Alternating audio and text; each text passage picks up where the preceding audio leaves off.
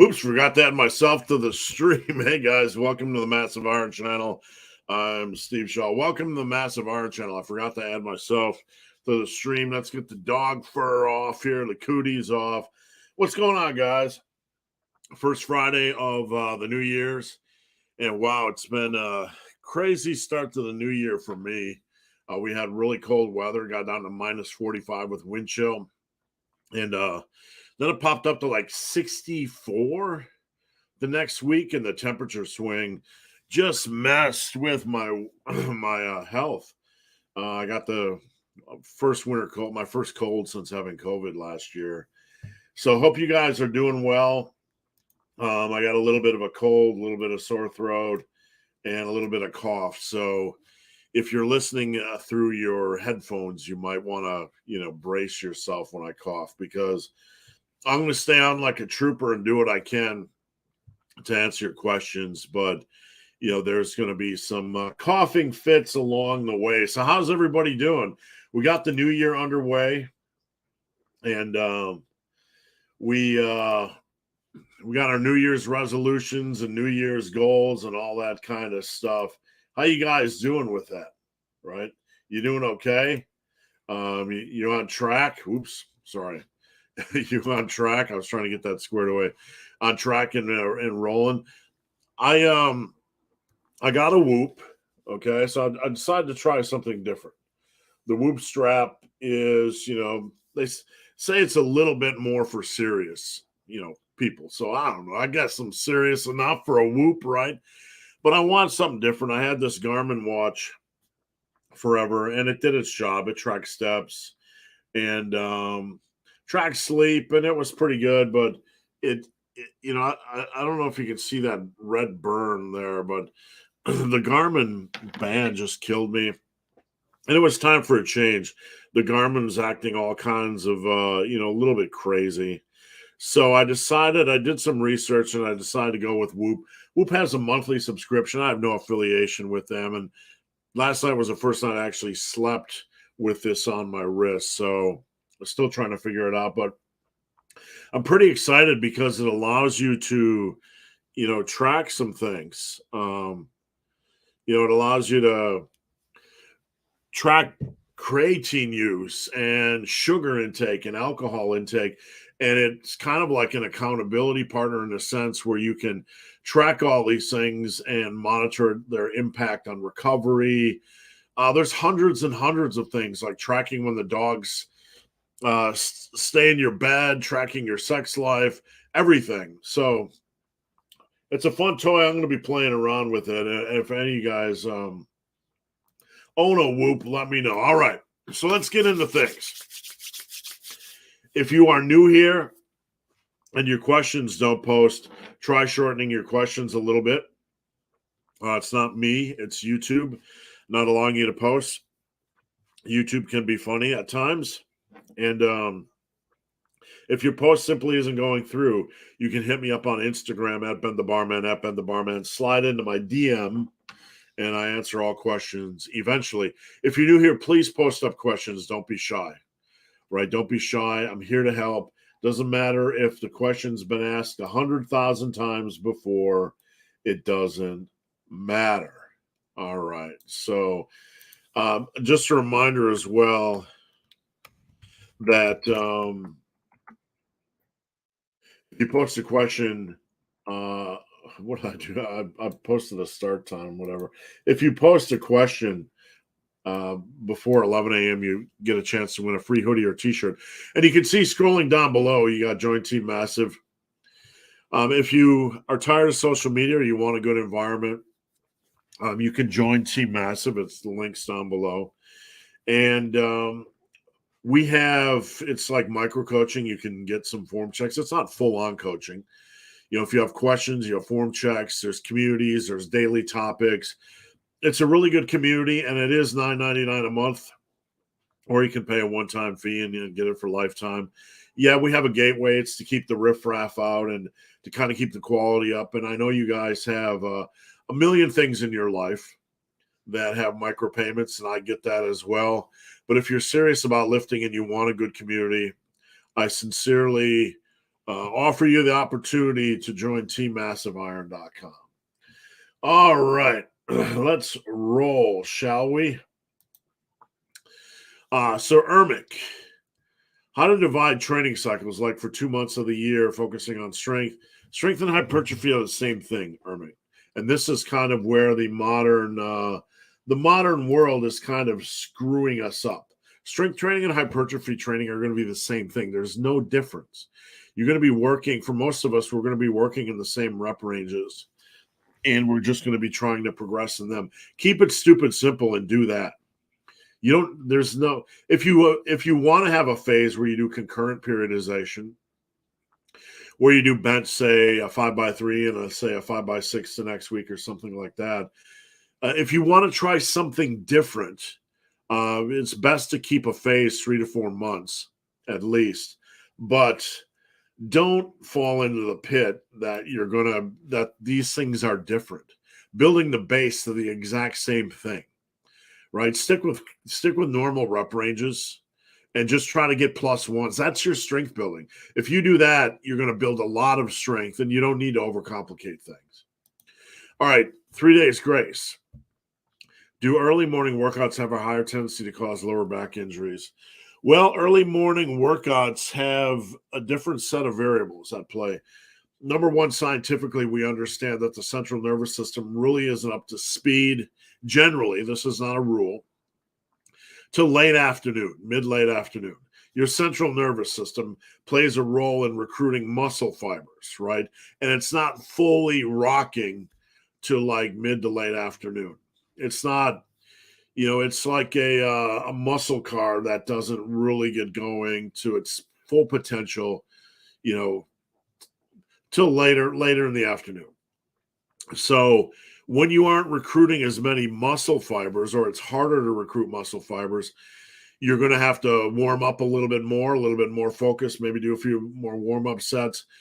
Also, when you get up, you're at your lowest water-wise for the day. So if you're training in the morning, it's a good idea to pound some water straight out of bed. You don't have to go crazy. We're not talking 20 ounces or anything.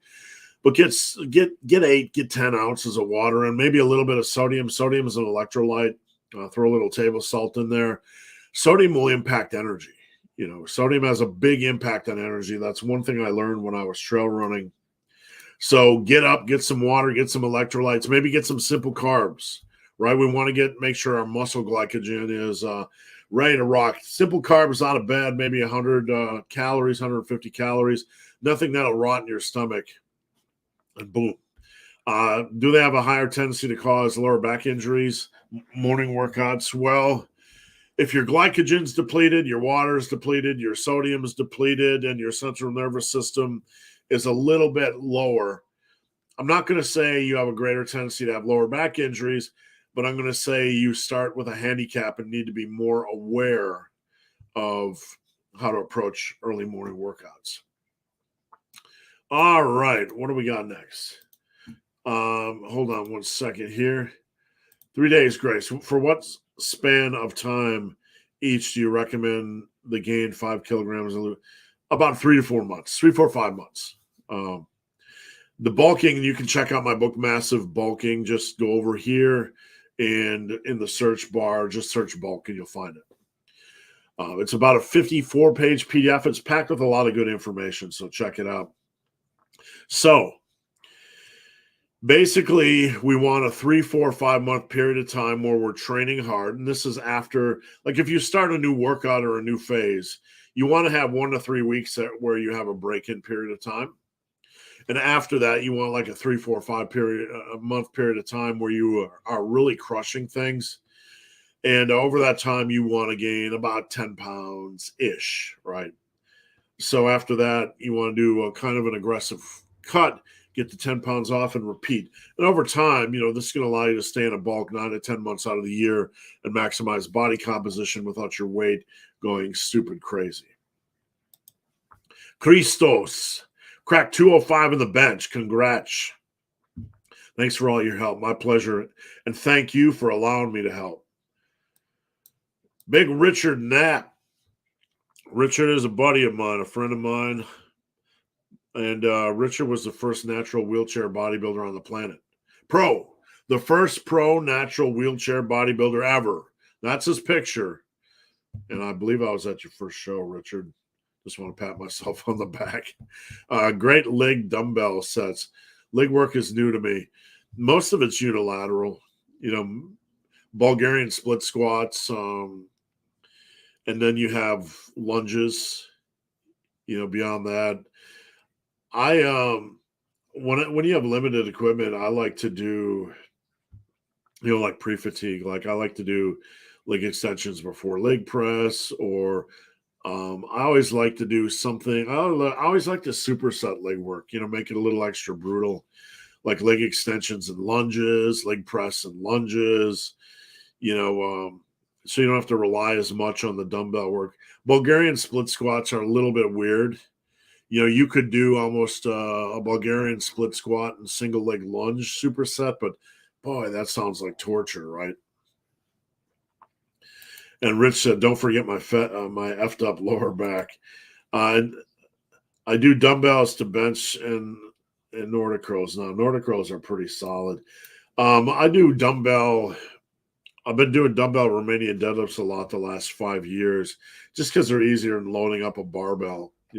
I would use straps or Versa grips on those just to lock the grip in, and I got a cootie, so on and so forth. Dad, what's your superpower? It's a good morning for gains. Massive mammals. Maybe I need to make a massive mammal shirt. What animals would be on the massive mammal shirt? I don't know. Maybe you guys can. A bulldozer is not a mammal, so what will we put on there instead of a bulldozer? Paladin, thanks on the 100,000K. Thank you. I appreciate it. I appreciate everybody that subscribes. How often should you vary up your routine?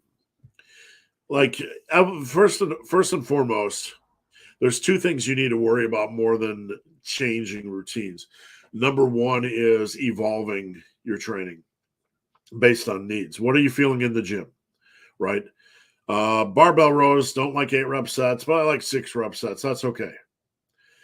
Barbell rows, I don't like the barbell row. I like the pendley row, so I'm going to make the change to that. That's okay. Pull-ups, I don't like wide grip pull-ups. I like neutral grip pull-ups. This is evolving training based on needs. This is more important. This is why when you look at the workout of an advanced lifter, it looks kind of weird, a little bit mishmash, and like, why are they doing this? Because it's like 10, 15, 20 years of evolution, right? So focus on that instead of focusing and changing exercise. You don't need to change exercises or rep ranges, right? That's completely not essential. It has no value. It has no value at all. It's a completely dated concept. It's completely a waste of time, right? You don't need to change exercises. In fact, you're better off picking your core group of exercises and really trying to progress on them over time. And rep ranges, you don't change rep ranges. You can out of boredom. I mean, if you need a change on lat pull downs and you want to go from 10s to 15s, you can do that. Sometimes I do that for fun, right? For a different type of challenge. But at the end of the day, this is more for mental engagement. It's not going to be a game changer for hypertrophy. HB, congrats on 100,000 subs. Thank you. What's the plan for the channel now? My plan moving forward is to focus more on the highest quality content I can put out. Because 5 years ago, yesterday or the day before, I hit 30,000 subs and I never thought I'd hit 100. And in the last 5 years, I've really worked on improving my content. And I continue to work on improving it. Like, I think last year was my best content year. I've added some video editing. I've added some graphics. I'm trying to improve that. So what I really want to do moving forward is just really try to keep all the content improve the quality of content. Just continue to improve the quality of content. You see some guys, like when you have your Athlete X or Ryan Humiston or whatever, and they put out these videos, just kind of whatever. You can decide what they are. But you hear in the comment section, people will be like, oh, you made like 8 million videos. What do you expect? They got to come up with something different. I don't have that problem, guys. I don't have that problem, and I'm not condemning them. But, man, lifting, just dealing with you guys on a daily basis, there's always new topics, always new slants, new ideas coming in. And it's great because it adds value to the to landscape, the massive landscape, so to speak. It adds depth and different ideas and different concepts. And, so I'm just going to continue to try to improve the content. One of my big goals this year is to fuck it up. Excuse my language, but I am all in this year. Last year was a horrible year for me. Last year I had COVID for 3 months, and then for 3 months after, it felt like I was breathing in smoke. And then I had a fractured wrist, and I was out of the gym for over 6 months last year. I know it sounds crazy, but it's true. I mean, I had COVID. I couldn't breathe. It was 4.5 months before I could actually lift. I got back in. I got a slightly fractured right wrist. I tore something in my right knee walking down the steps. It was just I never had a year like it, So right now I'm back to normal. I can run, walk, hike. My knee's not perfect, but I can do some leg work. I'm probably going to need leg surgery, but I'm going to personally fuck it up because I think, I want to be in the best shape of my life. I've climbed so many mountains, right? I've climbed the strength mountain. I got within the shadows of a 2,000-pound raw total, which is, I'll never get there again. That mountain's done. It's past. It's in the, it's in the sunset. I made the dramatic body transformation. I nearly died from type 2 diabetes. I made the dramatic body transformation. I've run ultra running. I feel like I conquered ultra running as much as I'll ever need to, right? Running 52 hours, doing the 52-hour run. Running 100K and multiple 50Ks. I love that stuff, and I want to get back to it. But this year, I want to be in tip-top bodybuilding physical shape. I do, because I started with a love for bodybuilding. And I love strength. I'm power building, strength and muscle. I love them, right? So I got breakfast on there. I love that stuff, but I want to see I want this to be the year where I'm in bodybuilding shape. And you know what? I like challenges, because here's the thing. I'm not playing a victim card. It's just a reality. My channel was never, it was never on anybody's radar. I didn't have the Athlete X body. I was just a goofy looking schmuck with glasses and, some schmuck in the basement, doing heavy lifts. That's okay. I never really needed to be these guys, but when I was at Muscle and Strength, they never really saw the value of community. I've always valued community, building relationships with people. I had one of the largest lifting forums on the internet when I was running Muscle and Brawn. It was my site, and I no longer own it, so don't go over there. But we had an amazing community. We built tons of amazing relationships. And I don't think Muscle and Strength, I love that opportunity. I'm thankful for that opportunity when I work for them. But I don't think they ever appreciated the value of my circle, all of you, all of us, right? It's not about me. It's about us as a community. And when I went on to Tiger Fitness, it was another amazing opportunity. But I was a sidekick to Mark Lobliner. And, I had to play that sidekick role. You have to professionally, you have to know your role. And I did my very, very best professionally to play the sidekick role. But I was never the big YouTube channel, right? Heck, all these big names would walk in. They're like, oh, he's got a YouTube as well. And that's great. I was never really that big. But goals for this year, I want to get in the best shape of my life. because not just for personal reasons, this might sound silly, but the better I look, the more reach I can get, the more I can help spread my message. Does that make sense? Like it's one of the underlying themes in fitness. The better you look, the bigger the message, the bigger the base. And I'm not after a big base, for money, because I coach full time. I have Team Massive. I sell books, workouts, all that stuff over here. I'm blessed with my living, right? I can work on my own. That's what I'm happy about. And I got Massive Fitness coming as well.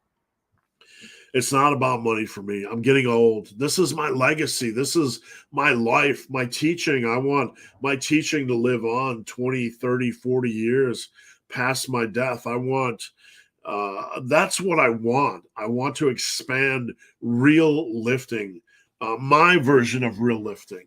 That's what I want more than anything. I don't care about the drama videos and the wacky personalities and the numbers. The numbers are great, but it's an opportunity to help people and to get back, real lifting from all this bullshit, this overthinking and the science guys that are confusing people and all this macro and micro confusion. Man, I'm passionate about that. So Massive Fitness is my equipment company. We're trying to put out the best benches. We have adjustable and flat bench. The best racks. We have 3 racks: the Crusher, the Dominator XL, and my brain is taking a nap right now. And we have a Power Builder bar. This stuff is quality. It beats everybody in quality. It does. We have worked our butts off to destroy everybody in quality. Nothing is cheap. Not the bolts. Nothing. And we're going to be. I'm doing pre-orders this weekend to clients and Team Massive members, and I'm just going to grow it slow, man. I'm not rich, but I took out a capital loan for $10,000. We have 5 units of each. I'm going to get those in. I'm going to sell them. We're going to roll that. We're going to order 10 units each. We're going to get that. We're going to roll it into 20 units. We're going to get that. We're going to roll it into 40 units until we have stock, and no one's going to see us coming. And we're going to put out some really quality. By the end of the year, I'm not trying to compete with Rogue, but I'll tell you what, this is going to be the best equipment on the market. And I'm not just blowing smoke. We are super dedicated to this. The guys I'm working with, a manufacturer, they know what all the competition is putting into their stuff. They know the greatest steel. They know the greatest bolts. We're not pulling numbers out of our ass, weight capacity. We're testing these things. We're trying to physically crush them with machinery. So Massive Fitness is just my side chick business. And it's going to put out the best freaking home gym equipment on the planet, stuff you can order, stuff that's going to outlast you. That's the goal. 3 days grace. How much maximum sugar per day do you added sugar? Minimize it, man. Minimize it. I want to differentiate between added sugar and sugar is naturally found in fruit and vegetables. Don't worry about the sugars naturally found in fruits and vegetables. When you digest a strawberry or a grape, you're digesting not just the sugar, but all the stuff in there. And it takes time. It doesn't do that aggressive insulin punch, right? So it has fiber and all the stuff it's digesting, and it takes time. It's a slow digesting. When you put pure sugar, it's like pure speedball, right? It just digests and punches your insulin levels in the nuts. So me personally, I try to reduce added sugar as much as I can. The more you can just knock that out of your day, the better. Sugar is the demon of all demons. We could say it's just everywhere all the time and all the processed foods and everything hidden. So added sugar, try to limit it. How much you want to limit it, that's up to you. If you require 4,000 calories a day to bulk and you need 50 grams of added sugar to get there, a little bit of buffer, you're probably safe, since 80% of your food intake isn't processed food, right?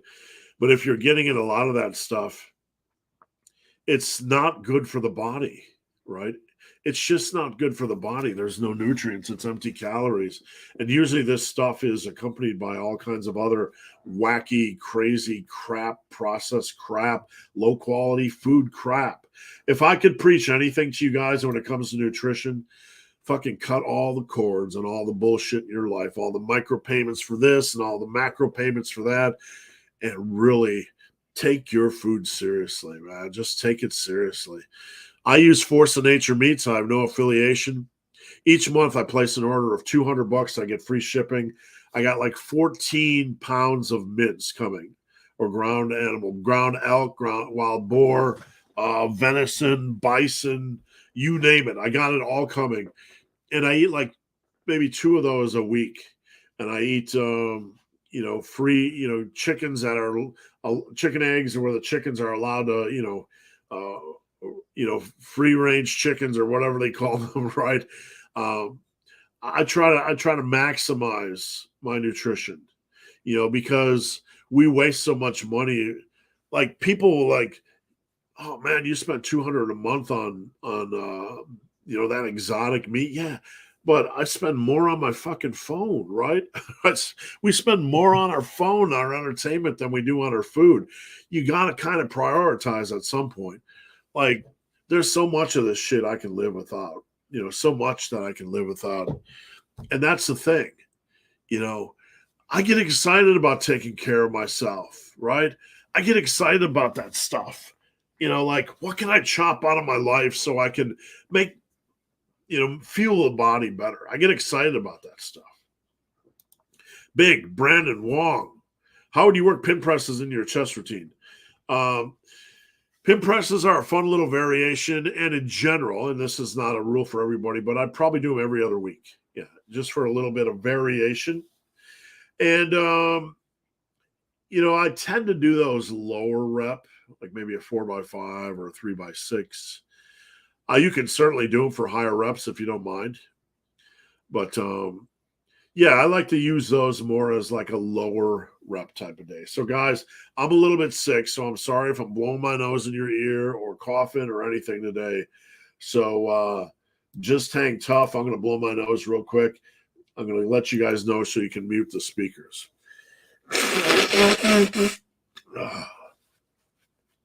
Like a fine-tuned flugelhorn, right? All right. I like the bro split, but I also like frequency training. Could I do bro split, but instead of waiting a week, could I train the muscle every 5 days? Yeah, absolutely. You can do something like that. I mean, you could take like a workout like a push-pull legs, which, you can do push-pull, rest, legs, rest. That's every 5 days. Or you can slice it and dice it, and you can do chest, back, or you can do, let me think about this. You can do legs and arms on kind of a last day. You could do, chest and, I don't know, calves and abs, something. You can do back and traps. You can do chest and shoulders. I don't know. It gets kind of sticky with 3 days. 4 days, 4 out of every 5. That's a lot of training. Brendan, I'm not a fan of 4 out of 5. It gets a little bit sticky. So you could have, I would recommend 3 training days and then like 2 on, 1 off, 1 on, 1 off. So that's 3 out of every 5, but it gets a little bit sticky. Don't overthink it. 2 on, 1 off, 2 on, 1 off on a bro split, every 6 days. Don't try to have the best of both worlds. All right, where are we at? How would you structure a shoulder day? Brutality. Let's go, right? I like to do the barbell press first, seated, maybe a BTN if you want to play around with that. Then I like to do dumbbell presses. And then from there, a machine press or a bulldozer lateral or a regular lateral. And, that's kind of about it. 4 exercises. Big Stein. Thank you, Stein. I appreciate it. Stein has always been a super supporter. And I hope I get to meet you in person one day and say thank you. Thank you, Done Deal. I appreciate it. Aberrant, 18 hard sets on shoulders and they feel fine. Half that on quads and I can't walk. What's going on? It's just life, man. Every muscle group's different. Quads are a big, beefy exercise, or big, beefy muscle group, and they require a lot of brutality. Shoulders are hard to get sore. So this is something I've talked about, and maybe science will catch up to me when I'm long gone, but it's something I firmly believe based on my personal research. And honestly, I might be an idiot, but I think science is behind me on this one. So hear me out. The connective tissue, fascia, in and around a muscle has 9 times more sensory neurons than the muscle tissue itself. What does that mean? All the connective tissue, the fascia that wraps a muscle, the connective tissue in a muscle, that has 9 times more sensory neurons than the muscle tissue. So that means if you get sore, there's a really good chance it's the fascia that you're feeling rather than the muscle. Why is this important? This is my hypothesis. Okay. Why is this important? Because every muscle group has a different fascia and connective tissue makeup, right? So on shoulders, you almost never get sore. On quads, you almost always get sore. I always get sore on chest. I always get sore on triceps. There's certain muscle groups that are hard to get sore, like back, even though I beat the living crap out of my back. Why is that? We tend to equate it to muscle. I'm not working a muscle hard enough. I believe that it has to do with fascia and connective tissue. The fact that they have 9 times more sensory neurons, and every muscle group in every area has a different fascia and connective tissue makeup. And I'm no scientist. I just play one on this box called YouTube, right? But that is my hypothesis. And one day when I'm dead and buried, maybe one of you can look back and say, the big, hairy, ugly dude nailed it. Because I think that's what's going on. Congrats on 100K. Thank you. Should have been done a long time ago. I'm just glad I got here. I never thought I'd get here. And I appreciate it. I appreciate you and Team Massive. Thank you. Steve, joined Team Massive this week, and I'm glad I did. Thank you, Steve, and I'm here to help. Team Massive is much more than just group coaching, micro coaching, and a community. We have articles and workouts. You get all my workouts and articles for free. I have plans to do a weekly podcast for members only, weekly or monthly webinars, all kinds of things. Luke C. What factors do you consider when choosing progression schemes for your clients? Usually for the big lifts, I put them on 3s because I want to, test their mettle, so to speak. I want them to get on bench and I want them to push bench hard because look, so many guys are struggling on bench. So let's take your bench sets and let's push them off for max safe reps. Boom, go. Let's see what we can do. Most people are going to rocket off on their bench progress immediately, right? So it's very mentally, it's very exciting when you can see that happening. And you can't do every set. When somebody comes to me, they can't do every set, maxed out. So we do the last set on everything other than the big lifts, generally. What that comes down to is about 50 sets of every workout is pushed hard. This is not an easy workout. On paper, when I give a workout to a client, they're like, oh, okay, right? And then they get in the gym and 50% of their sets are max safe reps. It's a lot harder than it sounds. And that's kind of how I structure it. I don't do rep goal in coaching. I do more 3s. Rep goal it's a great system, but I've kind of evolved things over time, so I don't, it's still a great system. I just coach a little bit differently. Thanks, 3 days. I appreciate it. Let me get a drink. I haven't coughed yet. Advice for someone trying to keep their butt on the bench. Don't worry about it. Doesn't matter. It's arbitrary. It doesn't impact anything. Bench isn't a butt keeping on the bench competition. Honestly, Timothy, I'm going to give you the best advice I can. Doesn't matter one bit. I don't give a shit. I don't care if your bench is flying off. Stop trying to use leg drive.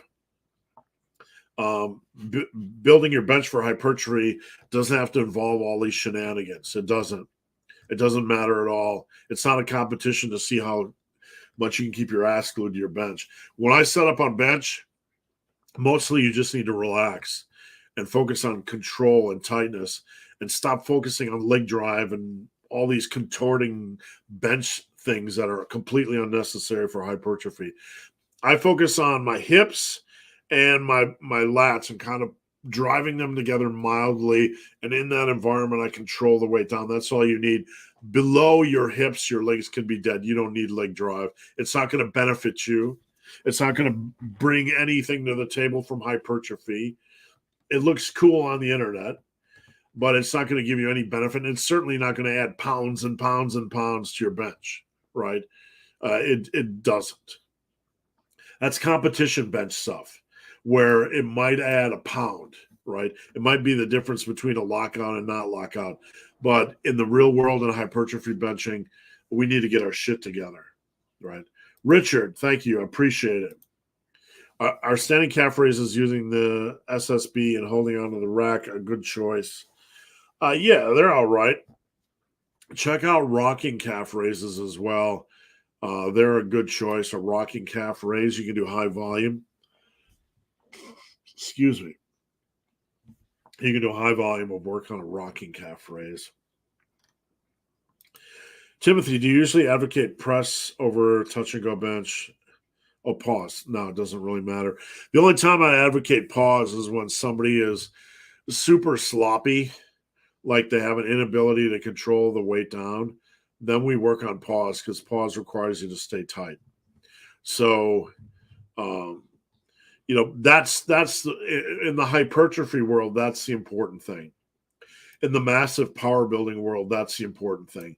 If you're like no tightness coming down, and we want to make sure you're getting everything out of every rep. So if you're sloppy or don't have that control, we're going to focus on paused to kind of make you control, because you have to control on a paused. Usually prefer cables, dumbbells, pec deck for flies. I don't like pec deck, or excuse me, backtrack. I don't like dumbbell flies. I think they're a good exercise if your shoulders like them, great. Keep them in the mix. There's some progression opportunity. Dumbbell flies are an okay exercise if they treat your I'm a little sick, so I'm taking a supplement here. Got a little headache. Dumbbell flies are good if they treat your shoulders okay. Pec deck is great because you can get a really good feel, and there's a good progression opportunity. One of my least favorite exercises on the planet is cable crossovers, because there's not a big progression opportunity. Yes, you can feel your chest on them, but what good is it to be able to feel your chest if you can't really progress on an exercise?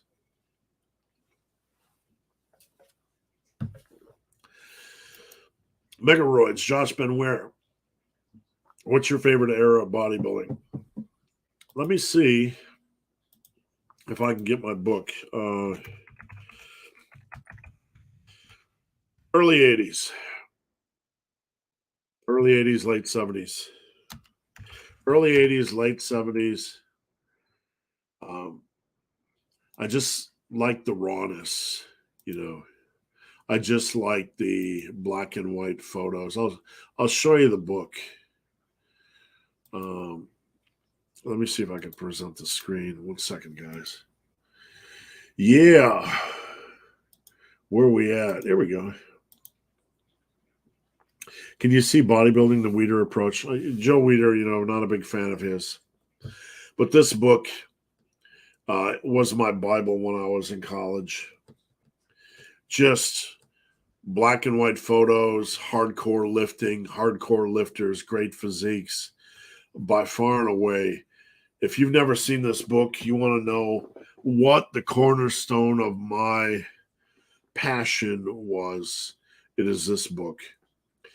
Outside of the Weider and outside of some of his sketchy principles, this book, The Lifters, and the hardcore attitude in the old school gyms, it's 100% that. Congrats on 100,000. Thank you. I appreciate that. when you talk about building bulking 10 pounds over 4 months, this is include no, it's after the water spike. So you're going to have a water spike or a water drain whenever you go from a bulk to a cut or a cut to a bulk. After that is done, basically, you're going to have a calorie change for about 5 days, and you want to weigh yourself for about 5 days, right? And once things start to level out, that's when we get into the meat and potatoes of the bulk or cut. It shouldn't take more than 5 days. Like if you're on a cut and you add calories and you weigh yourself for 5 days, there's going to be a little bit of water retention. But once that kind of levels out, time to go. That's, basically after the first week. So when we are talking about entering a new training phase, usually the first week to 3 weeks are going to be kind of a break-in phase where we're not getting a lot out of the workout. So that's kind of, the time when you don't really care about bulking. It's after that's done when you want to start to gain about 10 pounds. What's your opinion on direct forearm work? Not needed. It's not needed. Not needed. Not needed. If you're going to do direct forearm work, you need to dedicate it just as hard. You need to be dedicated to it just as hard as you are anything else. You need to go hard on it, progressive overload over the course of 5 to 10 years. It's a fad. I see guys doing it, but when you see forearm day, right? If you're going to do it, you need to do it. But look, I've never met, you guys can do with this information what you want. It's your gym time, what you want to do. What you feel you want to put your time into, that's up to you. But I've never met an experienced bodybuilder that had small forearms or neck. My forearms are huge. I've never done direct work, really. I mean, a few sets here and there, but that doesn't count, right? So you want to do it, that's fine. But you need to do it for like 5 years with aggressive, progressive overload. And then you're probably going to end up with fucking forearms that look oddly odd, right? I have a picture that I posted on Instagram. And let me see if I can find it. Oh, all these people on social media talking about working harder. All right, here we go. All right, so let me share this picture from the Instagrams. And you can it's like after I lost about 54 pounds, the top picture, right? Look at the forearm, right? That forearm is monstroid level, right? Just swole. That wasn't after a workout, right? That wasn't after anything. That's just normal life. That's from never training forearms. You don't have to train forearms, guys. It's cutesy, and all the guys all the young lifters out there that I love, they'll find out when they didn't need to waste that time on that stuff. You just don't. Clo, despite your tips, tricep extensions hurt my elbows. Only kickbacks. Well, are you talking about elbow tendonitis or you're talking about your elbow? There's two different issues. On more isolation and style exercises for your triceps, it takes a while for your connective tissue to adapt. When you're just doing like pressing movements where you're using more of a compound style movement, everything's going to work together, and your triceps or the connective tissue in your triceps aren't going to be stressed as hard. So on unique little tricepticon exercises like this, it's very likely your elbows are going to hurt as they take time to acclimate. So the only thing you can do is kind of do slow and low. Do the exercises you can do. Don't go heavy, go moderate for volume. And when you're doing your triceps exercises, don't be like, this is good form with your elbows stuck to your side, or like skull crushers, like with your elbows. Let them travel freely. Let your elbows travel freely on extensions and skull crushers. Scotty Mac, sorry. All righty, big fella. I'm glad you hit 100K. Thank you. You want to spark a beer to celebrate? Oh, man, I don't even know if I have being sick. I think that's a no-no, man. I'd probably start to drool, right here. I wish I could, but I just want, honestly, man, I did 4 workouts on Monday. Was it Monday? What's the day? Yeah, I did 4 workouts on Monday. I got up at 6 on Monday. I did a big juicy chest workout, crushed it. Then I went out and did an hour walk to get some steps in. Then I did all my client work. And then I went out and did a triceps exit workout and then another hour walk. I was like, I'm going to crush this year. And then I got sick. So the only thing I want to do right now is get healthy. Do you think one can grow or at least retain muscle using only rubber bands and body weight? No, absolutely not. That's horrible. If you're going to be in travel mode, you need to find a LA Fitness, Gold's Gym, Planet Fitness. They all have passes. You need to find somebody in town. There's usually something, some gym somewhere. If they say they don't do a day pass, you just whip out those fat dollar bills and just start. You're going to give me a day pass now? No. You're going to give me a day pass now? No. You're going to give me a day pass? Oh, yeah, we're going to give you a day pass. All right. So, yeah, man, you're in travel mode. You got to plan it. You'll be able to find something somewhere. I used to have an LA Fitness membership, kind of the cross country one as a backup. So when I was traveling, I could hit it out. But no, you ain't gonna see jack squatch from bands. Bands are about as useless as it gets. Somebody out there is gonna be like, he said bands are useless. They are. They're absolutely junk. The resistance, curve or profile on them is junk. Yeah, you can use them a little bit, but you're better off taking a kettlebell or something, or taking a backpack and loading it up with cans of soup or something. I don't know if you're on the road or plane or whatever, but there's got to be something better than that. Thank you, sir. I appreciate it. Any preference between open trap bar and traditional? Not really.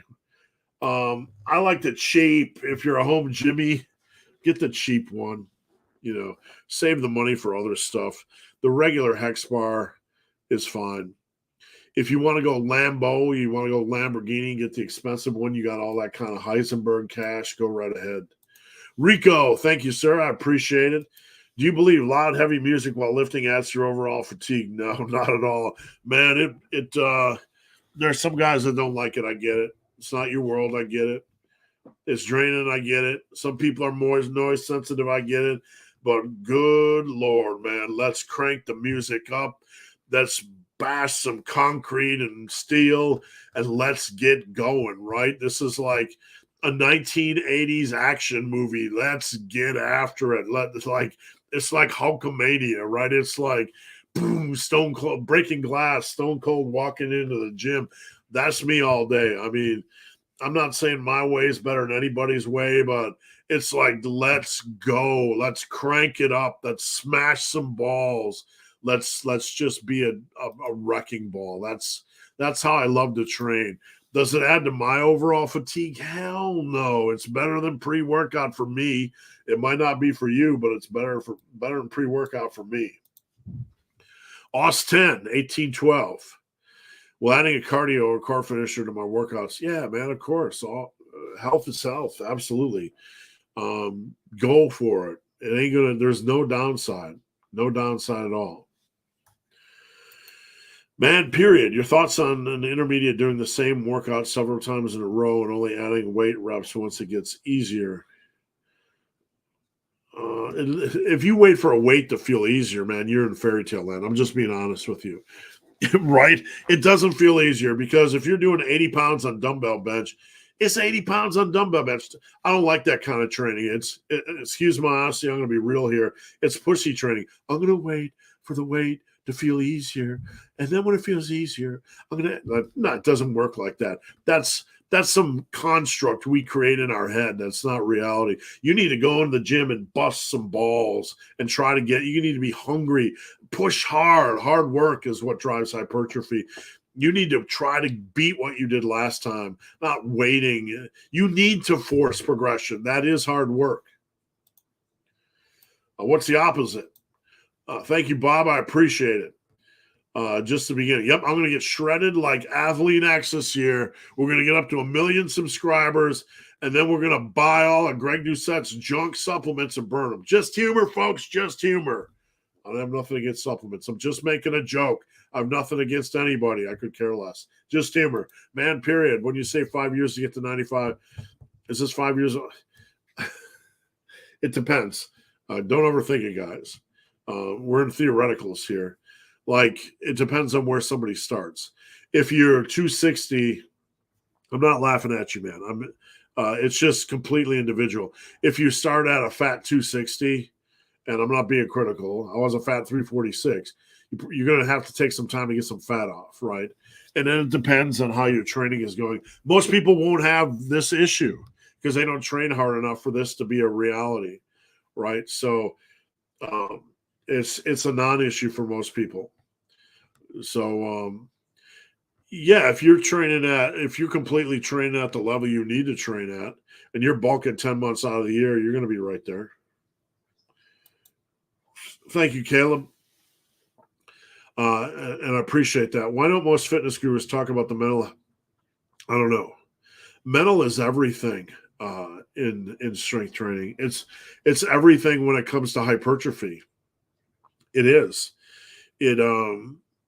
Mental health, mental strength is really the most important thing in really everything in life, right? And it is only when I went through my divorce where I was free to be myself again. And this isn't a dig on my ex because she wasn't a bad person, but we just weren't good for each other, right? So when I got to get out of that box and become myself and develop mental strength and confidence, and mental strength is it. So much of this is like the question we had from Man, about trying to force progression. It's not about trying to force progression. It's being passionate about progression. That mental drive, you waiting around for something to get light, man, you could be waiting forever. Because when I was squatting with 600 pounds on my back, 300 still felt heavy because 300 is still heavy, right? It ain't going to feel lighter.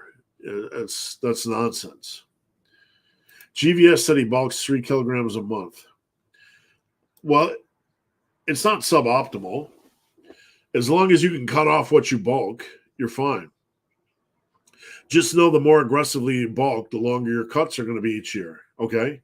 So if you want to spend 6 months out of the year cutting, then bulk aggressively. I don't do it like that. GVS's works for him because he trains hard enough and he's getting to the finish line. Number one, most people aren't going to train hard enough for them to even consider an aggressive bulk, period. When I have a client that is rocking the training, we do a little bit more aggressive bulk, right? But no, it's not suboptimal. You just have to understand that the more aggressive you bulk, the longer period of time each year you're going to be in a cut. Any advice? Dude, that's all. That, like, I don't know many natural lifters that bench that. To get back, that's, you're talking about theoreticals, like how do you make the NBA? I mean, I'm not being dismissive, but that's the kind of question is, how do I make the NBA?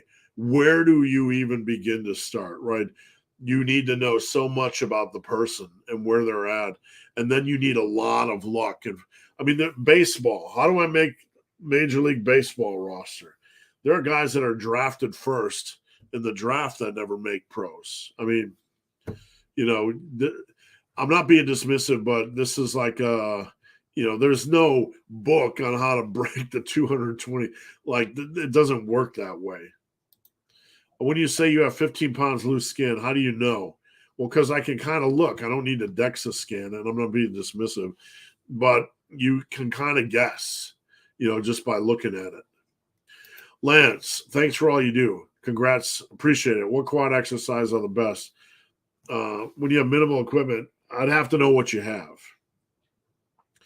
Because if you're a home gymmer, you basically have squats, lunges, Bulgarian split squats, And then from there, it depends on what else you have. If you had an acute glute strain, would you work upper body with as much support? I don't know, man. I don't get into the world of injuries.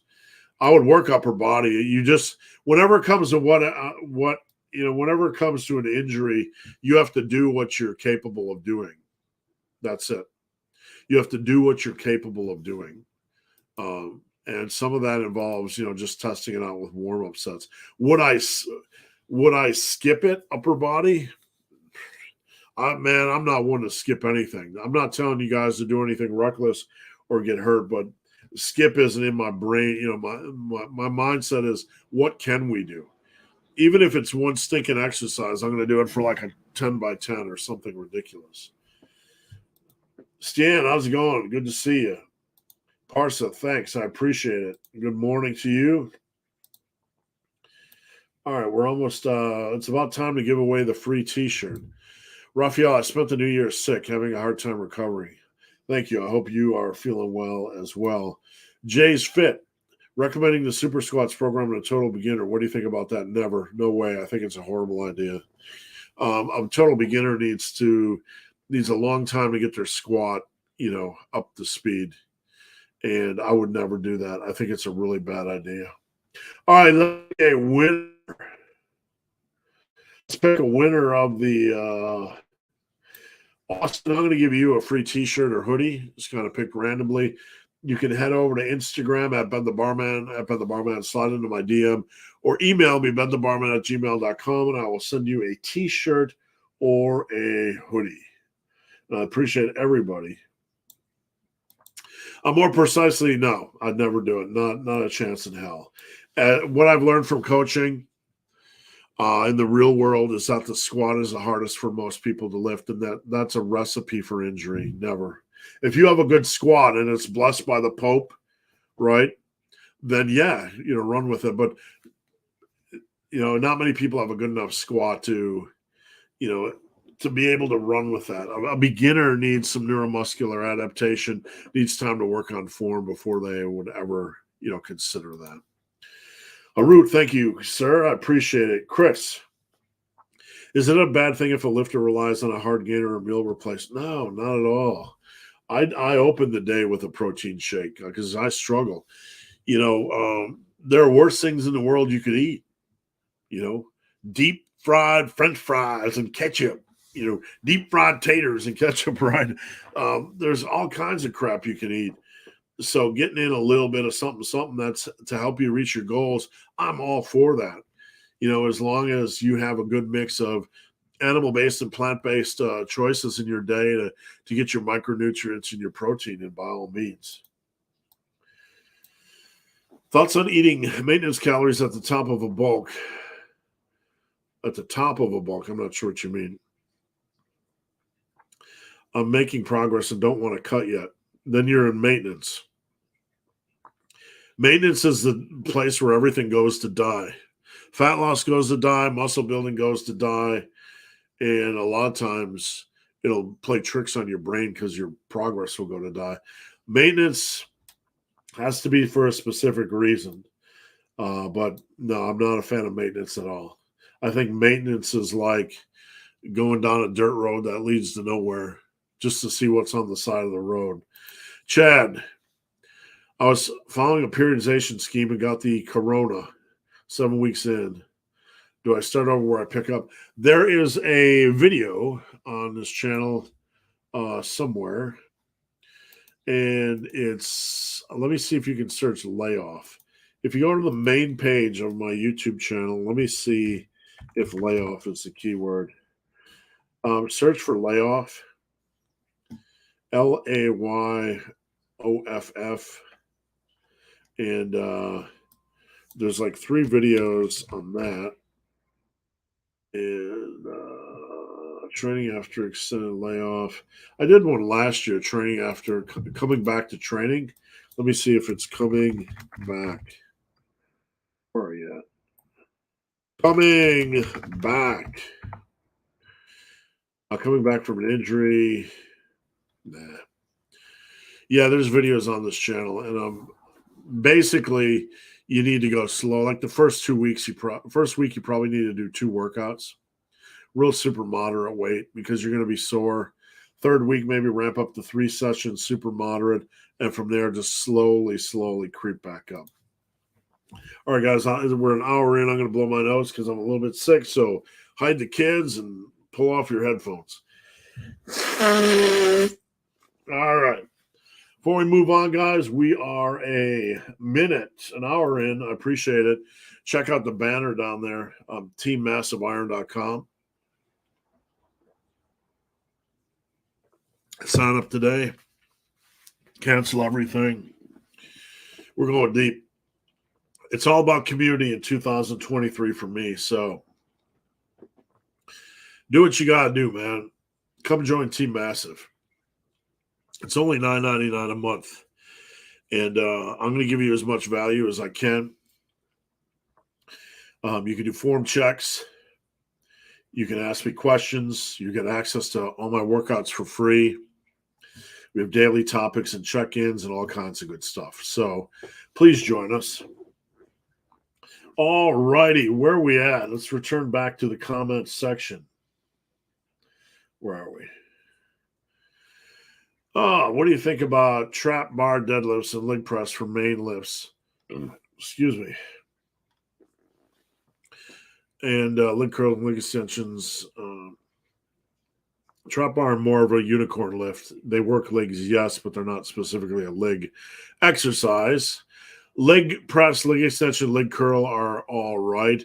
If I'm doing a body part split, though, I probably want one more quad exercise. So I would consider roading. I'd consider roading in. I'd consider writing in another quad exercise. What is your number one goal for this year? To have my number one goal is to get in the best shape of my life. It's the one. Yeah, I made my transformation story made my transformation. That was good, but I want to get as lean as I can, not bodybuilding competition lean. I just want to get leaner this year, and you know, I would like to do things I shouldn't be able to do, right? So, close guard. Can you point me to one of your programs for 47-year-old male with significant time crunch? I'm pretty average. Check out the Hard Gainer program I just put together this week. It's 2 sets per exercise, and you might even be able to squeeze off an exercise per day. 2 sets per exercise is the way to go. Basically, close guard. Well, here's what I'll tell you. If you check out my workout tab, okay, you can take any program and squeeze them down to 2 sets per exercise other than 3. That's my best advice. The upper posterior works really well. That's probably a good starting point. And, that's what a lot of my clients do. I would probably suggest starting somewhere with the upper posterior and maybe doing 2 sets per exercise. 01 Omega, what's your opinion on bodybuilding causing early deaths? Well, when the heart, we know from looking at longevity statistics that the heart struggles to maintain mass above 240, 250. Okay. That's pure longevity statistics. As you age, the body has to sustain that amount of mass. The heart has to sustain that amount of mass. And on average, when you look at pure mortality statistics, men over about 250 lose about 7 to 10 years off their life, right? It's heart attack zone. So you combine that with look, let's be real here. These people are understating their drug abuse. Hey, it's okay. No, it's not. It's whatever they're doing. I guarantee it's freaking light years ahead of whatever you think they're doing. There might be 1 or 2 exceptions, but I really don't believe so. I think in late November I did 5, 10, 10, 20 for 95. Last week I was able to do 135. Can you? Yeah, man, you should. I want you to get up to like 155 by 20 this year. You should be able to do that. At least 135. Absolutely. Soft hips on squats. What's secure? Soft hips on squats means when somebody's coming up out of the hole and this is their hip, they're driving up. This is their head. This is their hip. They're driving up and the hips lay back almost to lock up. Soft hips means as the head is driving up, the hips are driving forward. Head up, hips forward. Head up, hips forward. That's what you want to think during the lockout on a squat. Head up, hips forward. Head up, hips forward. What is the cure for the hips forward? Pushing your glutey booty forward, pushing your hips forward during the lockout. You got to think about pushing your hips through and getting them under your head. Was that an elephant? The icons come across a little bit screwy. I'm 56. My bench has really decreased due to horrible shoulders. I don't know if it's a pain preventing my power or age. Could be either. Can I do anything to regain my strength? Number one, join Team Massive. Join Team Massive. It's a cheap way to get some help, direct help. Number two, if you want coaching, check out coaching, okay? And I'm just trying to give you the best advice. I love puzzles like this. I like working with people. I like seeing what we can do. I could give you some generic advice, but I don't know anything about your situation. It's a complex puzzle, but being able to look at your weight, being able to look at your workouts, what you can and can't do, being able to fix and refine and improve things, that's really where it's at. I really think you need some hands-on work, whether it's me, you need some custom guidance, whether it's me or someone else. Juan, Coach, you are bear mode. Thank you, sir. Massive mammal shirt would be a grizzly bear. Now we're talking. Could the quads be given a break instead of stimulating them weeks on end? What we get? I'm not being sarcastic here, but taking a break, that's stuff that, that's a good way to not have gains. We don't want to take breaks. Inconsistency is the enemy of progress. Thank you, sir. I appreciate it. Waddington Speech. Thoughts on upright rows for trap gains? They're all right. It's like they're not bad. They're just minimal. Like a high pull is a better variation. But yeah, effective, safe, yeah. It's just not enough. The traps really need time under tension and stress and heavy weight. You think about it, when you're holding your arms, like if you're holding 225 pounds, your traps are working really hard. Like people think you have to contract your traps right here. If you're just holding weight, your traps are working really hard right here, just holding that weight. So we need that kind of tension. We need that kind of stress when it comes to working our traps. It's like, no, it's all right, but it's like the 5%. Thank you, Bill. I appreciate it. I sincerely do. Same here. COVID messed me up last year. Yeah, it was, I don't know. I went like 2 years. We got back from Scotland, right before the pandemic hit.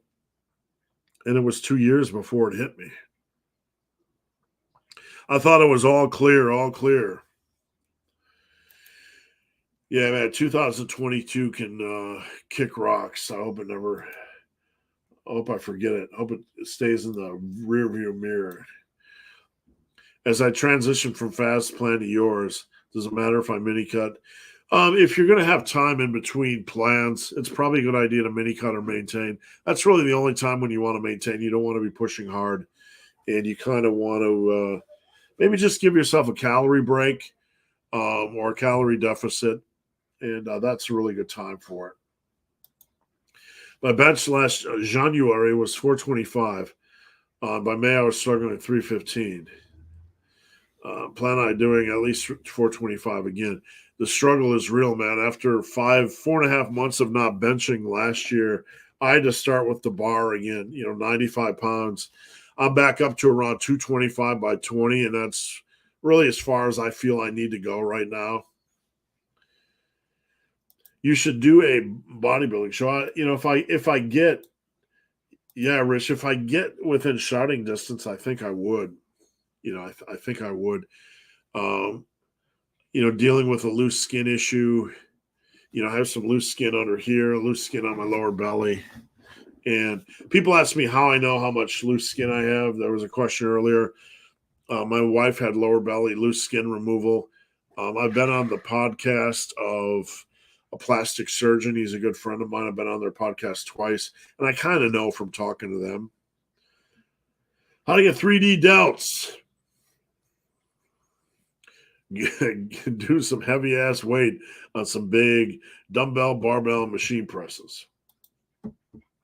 My goals are throw at least 20 feet further in discus, senior Olympics, go from tied and fourth raw bench. Good goals, man. I hope it works out for you. Horned frog. I have a herniated disc. Well, no one planned for that, right? Did we? Sorry to hear that. I'm taking methylphenolone for 6 days, just being silly. Methylprednisolone, something. Ever hear of wearing some kind of a neck brace? I've not heard of it, but man, if your doctor okays it, rock and rolla, right? Just check with the doc. Biggest tip from you to learn to stop binge eating. Number one is there's so many tips here that,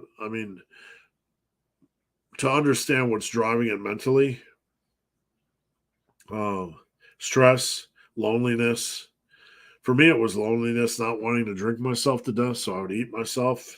It felt safer, even though it almost killed me. And number two, when you're starting out, leave the stuff out of the house. Make yourself work for it. No excuses.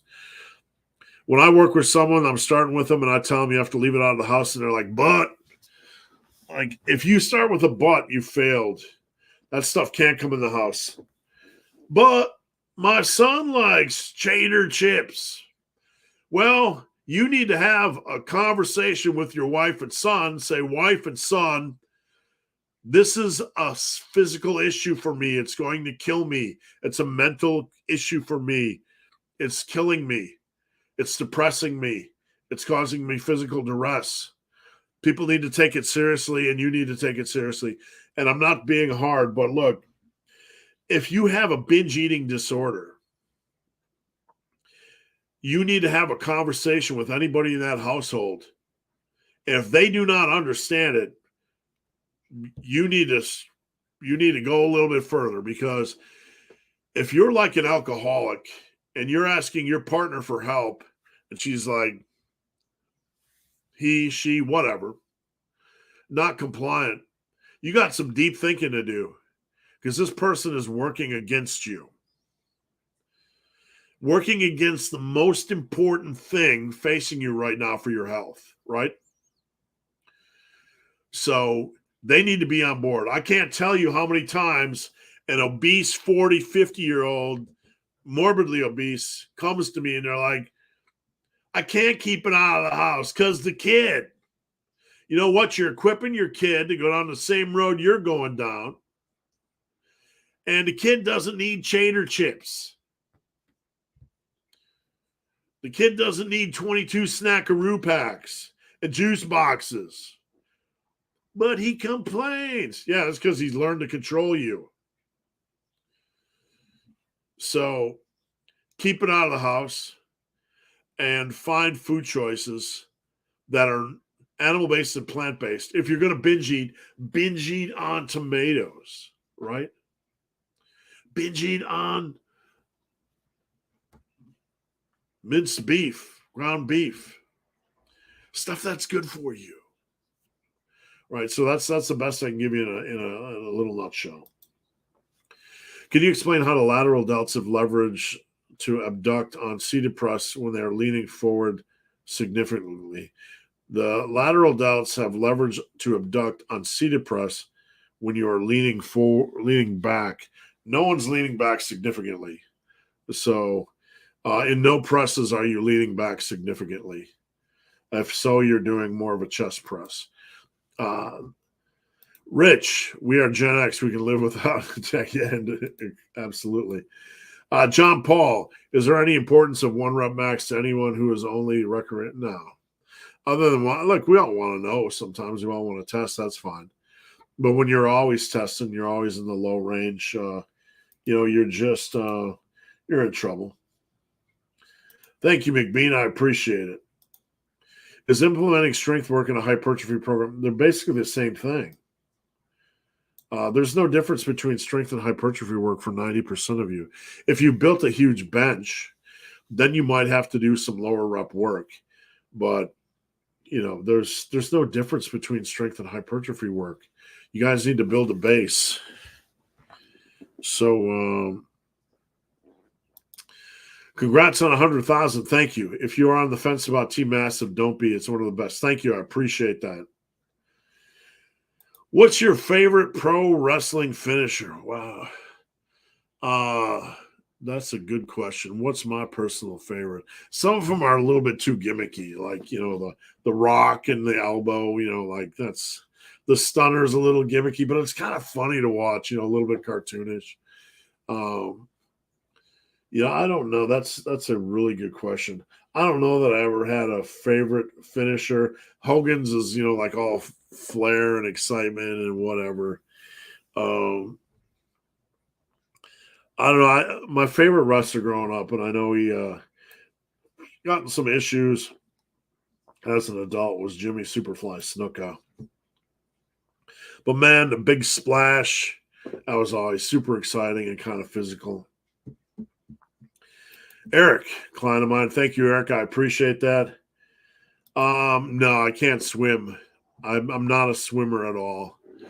This might sound silly, but when I was young, my dad, who's no longer with us, threw me into a lake. I was like 5 or 6, and it was way over my head. And he was drunk. My dad was a bad alcoholic. And they were just all laughing at me, bobbing up and down. But I'll tell you, man, like my head going up and down, or something kind of snapped in my brain at that time. And I have a hard time getting my head underwater. I've never been able to swim. Why do you think most people don't go to the gym? I don't know. Excuses mainly. I mean, comfort. I'm not being critical, but look, life is hard. And if you have things pretty settled in, let's think about it.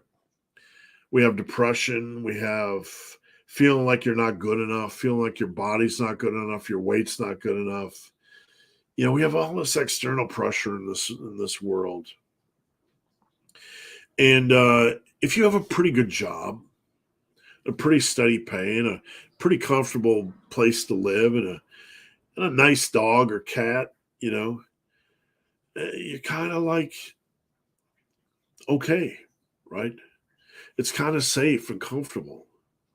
And even though you still carry around some of these mental issues, it's a lot of work.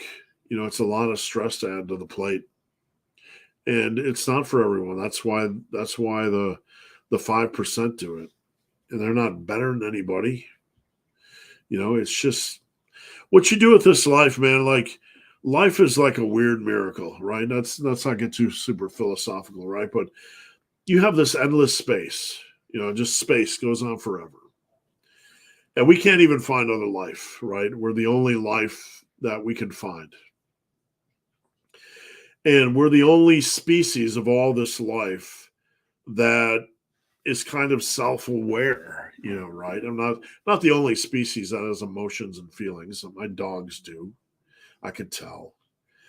But it's like a miracle that we have this self-awareness, right? And all these things we've created were, just for luxury or fun. You get to wake up and play video games, right? And live in fantasy worlds and watch fantasy TV shows. Like, an important part of the human experience is storytelling, right? Sharing of stories. And like, people will laugh at video game players or people that binge watch TV, but you're immersed in a story, and we all love stories, right?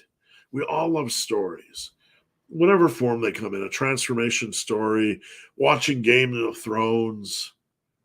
So everybody's wired kind of differently. But if that's you and you don't want to go to the gym, and it's your miracle to ride out. Your miracle to ride out.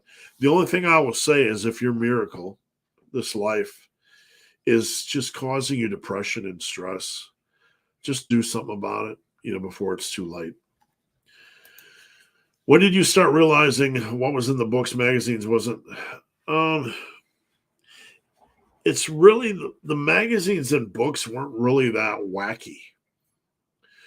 There was Weeder had some weird things like eating every couple hours and a little bit of obsessive compulsive bro sciencey stuff. But and pushing of supplements, that was a big part of it, right? But magazines were mostly bro science eating and pushing of supplements and little things like post-workout window of opportunity and rather harmless stuff. The biggest thing I would say, Harut, is modern lifting, with all these science guys and the weird beliefs. I think that's far more damaging than the magazines ever were. I think the magazines were like 95% on the right path. Whereas nowadays, people are so confused, man. They're just so confused. Lifting is not complicated. Like even the thing like I want to train for muscle and then I want to train for strength. Like that's the same thing. How do we lose that, right? Paul, good morning. Team Massey, good morning, Paul. If I do a bro split, body part split, but in a 5 to 6 day cycle and not 7 days, doesn't matter. We're not tethered to arbitrary day numbers like 7. Just always remember that, folks. That's an arbitrary standard, and arbitrary standards are meaningless. Do I need variations of each workout? It doesn't hurt to add in some exercise variation, but do you need it? No. I like exercise variety because it's engaging. So you can do leg extensions one week, lunges the next. You could do leg press one day, hack squats the next time. Do you need that? No. Does it have some potential benefit for hypertrophy? Yes. Do we need to obsess about it? No. So no, you don't really need it. Yari, 100K, many programs don't include forearms, but really many programs have calves. Why? I think most people need calf work. Like they're not going to grow just from squatting or leg pressing. I don't ever put in calf work into my programs directly. I only put it in if a client wants it. All right, let me get a drink.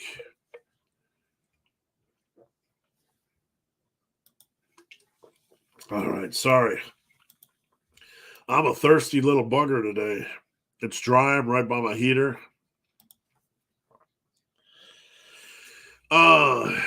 If you only have limited equipment, do you add sets to bring up volume? Well, you still want to have a reasonable amount of hard work. So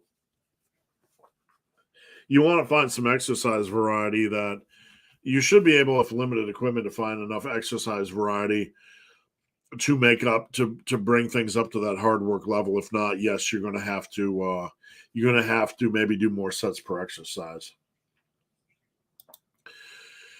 I've heard 100 things is anabolic. I don't know. I'm just glad to have it behind me. I'll just say that. Steel Rat, do you think there's minimum number of sets per day you need? I don't like seeking minimums. I'll start by saying that. I mean, I would say if you're below, like I try to get people on 72 hard sets a week when possible. If not, probably a minimum of 48 hard sets a week. I think you can, if a person is on 48 hard sets a week and they're training hard, they're going to make a lot of consistent progress over time. Due to lower back issues, I can't squat and dead, no problem. Can you please recommend leg press, hack squats, pendulum squats, leg presses, leg extensions, lunges, Bulgarian split squats, and sissy squats? Killer. Big killer. Big fan of everything you do. Thank you. What do you think about 531? I made a video a long time ago about 531. This is back in the day when it was rest every 4th week and basically use whatever you want after the 531 protocol. Blah, blah, blah. Right. I don't think the beginner needs to periodize. And people say it's not a beginner program. Everybody was using it back in the day. I don't think you need to periodize to that extent. There's no downside in doing so if your deads and squats are good. Allowing people to kind of pick their own adventure on the back off stuff can work, obviously. Back in the day, resting, deloading every 4th week is a considerable waste of time, in my opinion. But I don't know. I'm not up to speed with how it has been modernized.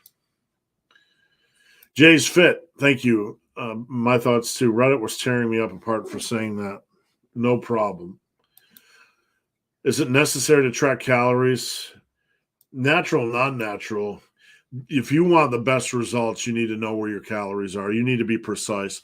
Muscle building is hard enough. And tracking is not that difficult. I'm going to be honest here and I'm not saying this to, Rasim, and I hope I pronounce your name okay. I don't know you, so I'm not saying this to you specifically. But people that want to build muscle that don't want to have precision nutrition, you need to go over to the mirror and slap yourself in the face, right? You need some form of reasonable structure guidelines. And if you're like, it's too hard to track nutrition, right? You like that voice? It's too hard. Come on. Come on. Too hard to track nutrition. I can't figure out how to use the barcode scanner. Come on. There's a scanner right here. You just scan my FitnessPal chronometer on that thing. Wow, that was hard. Can't possibly figure that stuff out. Too much mathematics. If mathematics is holding you back from being able to track nutrition, you got a bigger problem, right? You got a bigger problem because not only your gain's going to suck, but your future, is probably going to be a little bit rough, being a garbage man. So I'm just a little humor, right? But look, you gotta learn. The excuse, I can't figure out how to track. I get that more than you think. Come on, guys. Happy New Year. Thank you. Thanks for all you do. And I appreciate the generosity. I really do. My first cough of the when doing power shrugs, is it okay if your shoulders do not come up much? Just focus on the traps. Is it more important just to catch weight at the bottom? At the bottom, I bend my knees a little bit so I can get a little bit more momentum. I kind of lean forward and bend my knees a little bit so I can get a little more momentum. If it's just like this, if it's barely any movement, it might be a little bit too heavy, but I'd have to see. BTN press for more delt isolation. I'm a big BTN fan, man. I did it for 20 years before ever doing front presses. So, I'm a big – with the BTN press, when it's behind your neck, you want to have about wrists over your elbows, and you don't want to bring the bar, this is the bar. You don't want to bring it below basically your lower ear, so right about there. You don't want to do a wide grip. You don't want to do a narrow grip. You get internal shoulder rotation, external shoulder rotation pressure. Kinda obsessed with shoulder size. That's good. Do you think it makes sense to run? Not really. I mean, honestly, I've been down this road before, and you really need a base, of what I have you on. Dumbbell, barbell, machine, boom, bulldozer lateral, regular lateral. You need to crush those, because if you crush those, that's your fast track to shoulder size. Adding more is generally not going to do anything for you right now. You need to get that base up. You need to get your overhead press to 185 by 5. You need to get your dumbbell overheads to 85 to 90 by 5. And that's got to be your obsession right now. If you are obsessed with shoulder size, obviously we're not chasing numbers, but by chasing plus ones in quality hard work, they're probably going to have to be up in that range. Our BTN and lat pull downs, nah, don't ever do them. Not a fan. Too many other good back exercises, not a fan, don't do them.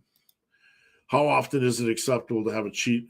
I don't think of life in terms of cheat meal or off-plan meal. Number one, it depends on, are you trying to lose weight? People that are trying to lose weight that go way off the ranch every 3, 4, 5, 7, 14 days usually are in maintenance mode. So if you're not in a cut, you're fine, right? You're fine. That's just normal eating, unless you're doing something abusive. And if you're doing something abusive, you really need to ask yourself, occasionally is fine. Like celebrate Christmas, New Year's, your birthday, Thanksgiving, whatever it is, your holiday, to eat a little bit more, celebrate. It's okay a few times a year, right? But if you're doing it far too frequently, you really have to ask yourself what you are doing. Yvonne, thank you. I was curious if your massive fitness jammer arm angle can be adjusted, used for chest supported rows. Yeah, they go up. They can go completely vertical and completely down all the way to the ground. They're completely 180, so no problems at all. The Razor's Edge and the Power Bomb. Power Bomb is good. Man, there's some pretty spectacular finishers out there. I'm trying to think if there's any I really looked forward to. Oh, my Perfect Plex was an awesome pin finisher. Started one of your programs in October with one-arm dumbbell rows. I'm hitting 130s. Nice. That's what I like to hear, and thank you very much. Guys, we got about five comments to go. We're an hour and a half in. I appreciate your support. If you're new here, don't hesitate to post up a question. Last call for questions. Please, if you want a t-shirt or some massive iron creatine, we have massive iron whey. I'm not trying to be a supplement company. I give really good products, and I make about $5 a bottle. So if you want to donate to the cause, donate to one of the good guys, you can trust me, and I got good products, right? So I got the supplement tab. You got Team Massive, and I'm just kind of stalling. So you got Team Massive, and if you need coaching, I'm pretty much jammed, but I might be able to squeeze in one or two. New Year's is always busy, and I usually kind of overfill a little bit, just slightly, by about 5 clients on New Year's. So does watching other people's videos get you fired up to train? Not really. I mean, in the old day, there was a couple of videos, but not so much anymore. Like everything you turn on is like, hi guys, in this video, we got 3 exercise variations that will increase your results by putting a little pinky twist, right? And it's like, oh man, I'd rather just punch myself in the nuts with a sledgehammer than to fucking deal with this shit. I'm going to show you 3 reasons why your programming is suboptimal, and by moving 7 grams of protein to post-workout, like, shut the fuck up, right? I mean, seriously, that's what it sounds like to me nowadays, right? I'm from a different world, masturbating at 3 a.m. is killing your gains. Thank you for the update. Or whatever. I mean, seriously, is this where we're at? A study showed that if you train 2.3 times a week compared to 2.4 times a week, like, shut up. I mean, none of this stuff matters in the real world, right? It really doesn't. It's all ridiculous. Recommendations for tall lifters. That I'd have to see. Like, a lot of it is the devil's in the details. I'd probably start my feet higher up on the pads, really control it, and like when I hack squat, my feet are actually about 2 or 3 inches off the pad. So it depends on the hack squat, obviously. Does your lifting routine actually matter? Well, it does help to have a structure and a plan, but you want a structure to follow. So it matters in that sense. But it's like meat. It doesn't matter if you eat steelhead trout. Doesn't matter if you eat eggs. Doesn't matter if you eat steak. Doesn't matter if you eat chicken. Well, it doesn't really matter, because what matters is the important things. A workout matters in the sense that you enjoy doing it, right? Big boy, Raj, big fitness YouTuber, said if you can do good mornings with 135 for 10, you'll be able to deadlift. No. I don't know who this is. I'm not trying to pick a fight, but man, no. My daughter can do 135, but my wife can do 135 by 5 on barbell row. I think I could pick out, just in 30 minutes, I could find 5 random people on the internet, or just walking down the street like a granny that could row 135 by 5. So I don't know the context, so I'm not trying to start a war. But no, I do not believe that's true at all. I think it's if I don't know the context, and context is everything, but no. Is a sissy squat still a sissy squat if you don't go up to your toesies? I don't go up to my toes. I don't know. It all that matters is that you feel those quadriceps. That's it. Got my protein today. Gonna dry scoop. Don't dry scoop. That's a good way to get hurt. We had somebody dry scoop my mass gainer once, and it went into this happened at Tiger Fitness. They don't do this. Don't do this. This is dangerous. We were doing a video. My new mass gainer was out, and I don't know if you can see it up there. See the huge gainer up there? That's the last, container on planet Earth. Sorry to move the camera, but he dry scooped it right live on video. We're doing a promo video, and it got in all of his throat, and it sponged up every last bit of liquid. He couldn't breathe. It clogged his airway, and we thought he was going to die. We had to smack him on the back and bend him over. Do never dry scoop protein, guys. Loving the content. Just hit 170 by 21. Nice work. That's brilliant.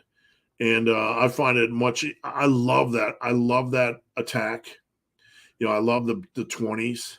I still use it to this day most of the time. Troy, you are a man of many voices this evening. Thanks. I like comedy, and I often have many sad attempts at it. Yari, now that 100K has been reached, I want to say that Steve's channel is the only fitness channel from which I've never heard any total bullshit advice. Thank you. And I'm sure over the years I've said one or two things that, weren't the best, and I've improved my opinion. But I know the first 5 to 7 years I did this, it was just more a hobby, but it's developed into a career, and I'm thankful for that. And I will continue to serve you guys the best I can. Big Josh, I use only pre-workouts out of habit and tradition. No problem there. I don't believe it makes a difference. Thinking if just using a flavored hydration mix. Here's the thing, Josh.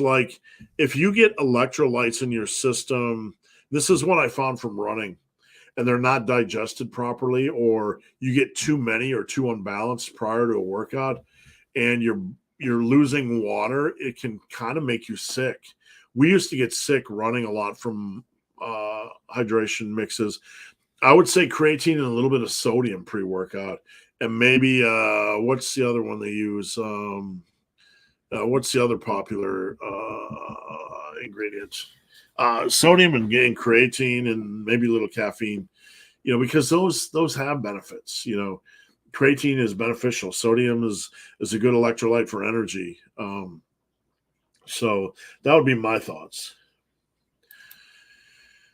Okay, fine. I'll have a double scoop of water. What a buzzkill. Yeah, I'm trying not to kill you, right? Hey, Steve, we'll have a nice weekend. Any thoughts on bringing the podcast back? My focus the last 6 months after coming back from COVID was to get Team Massive, which the link is down below, on board and up and running. And now that I'm going to do that, I don't have time for a full-time podcast, but there's going to be a podcast in Team Massive that's going to be members only. And I just simply don't have time for everything. And you know what? I'm going to be honest. I'm still a small fry in the industry. And there's like 10 people I want to talk to, right? There's like 10 people. I could get on here and babble by myself, but I'm going to leave that for Team Massive. Big boy. Strength standards for barbell curl, dumbbell curl, barbell skull crusher, and dumbbell skull crusher. Barbell curl, I don't know, man. Like you get to 115 for reps, you're doing pretty good. I think that was about my strongest. Dumbbell curls, I don't know, 50, 55s maybe my strongest. And the skull crushers, out of my league, my friend, because I've never really pushed them super hard. My first personal trainer started out, placed a lot of emphasis on core. What level? Core is about the 1%, really. I mean, you need a base amount of core strength. Like to be able to do rolling planks or ab wheel rollouts. But beyond that, beyond the functional level of core strength, overworking the core is just some weird neuroses developed by your trainer. 3 days. Thank you for the live. All right, guys, that's it. I appreciate you joining me. Come back every Friday, please. And for the love of all things holy, join Team Massive Iron, please. Come join, right? It's a great environment. It's a good community. You can come there every day. You don't have to go to Facebook, the Book of Faces. We have a lot of good people, and we have a lot of good things going on. And I would like nothing more in 2023 to build a big community, right? This isn't about money. This isn't about numbers.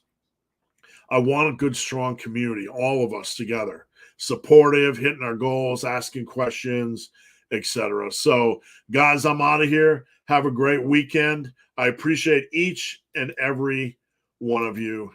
And if I can find the music, I am out. It's